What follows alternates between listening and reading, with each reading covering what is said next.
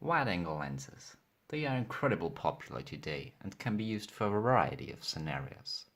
But if you're looking for a good one, it can get expensive very easily. Rokinon might have the perfect solution for you. This is the Rokinon 14mm f2.8 prime lens.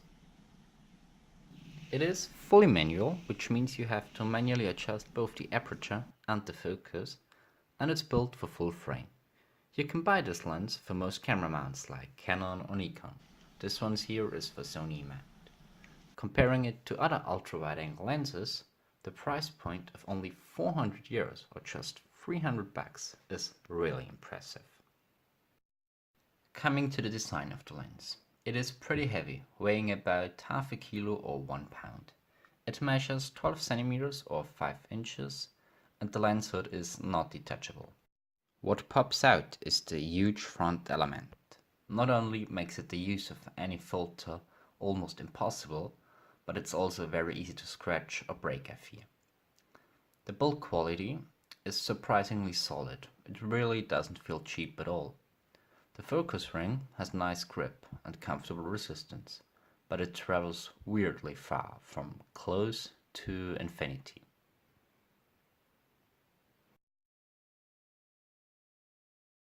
Another aspect I really don't like about this particular lens is that the adapter that is required for all the mirrorless cameras has a different style than the rest of the lens.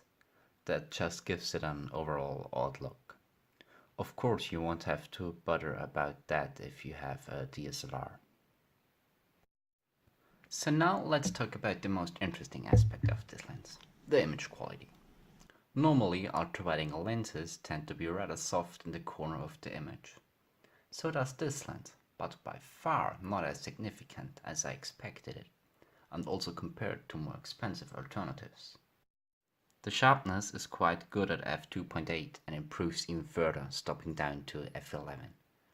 That is already quite dark, but I'm mostly using it on a tripod or in good lighting situations, so that is not really an issue for me.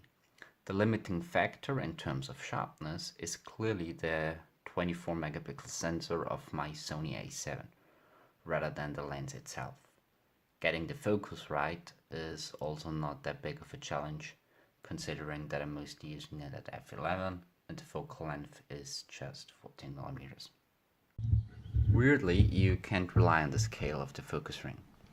Focusing on those trees which are really far away, the focus scale says that I'm at 1 meter, so that just doesn't make any sense. Focusing on close objects at f2.8, you can see that the bokeh is pretty nice, but not that big of a deal for such a wide-angle lens. Vignetting is very visible at f2.8, but it gets way better stopping further down. Of course, it's also very easy to correct in post-processing. Distortion is also visible, but not really an issue. Surprisingly, there's only very little fringing, even in the corners of the image. But you should know that there are no lens corrections available in the camera due to this lens being fully manual. The lens also behaves pretty remarkable against bright lights. The flares look pretty nice, I think, when stopped fully down. Overall, the 14mm enabled me to capture some really incredible perspectives, although sometimes the focal distance may also look a little bit unnatural. I can really recommend this lens to everyone who is in the market for cheap wide-angle lens for full frame.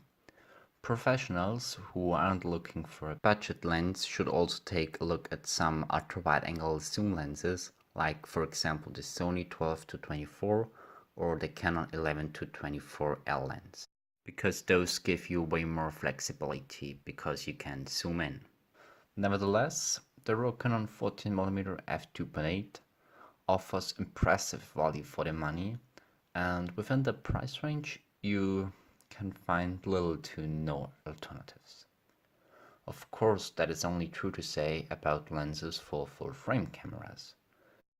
Talking about APS-C or micro four thirds size cameras, there is for example the Rokinon 12mm f2, which translates to about 18mm, on a full-frame camera.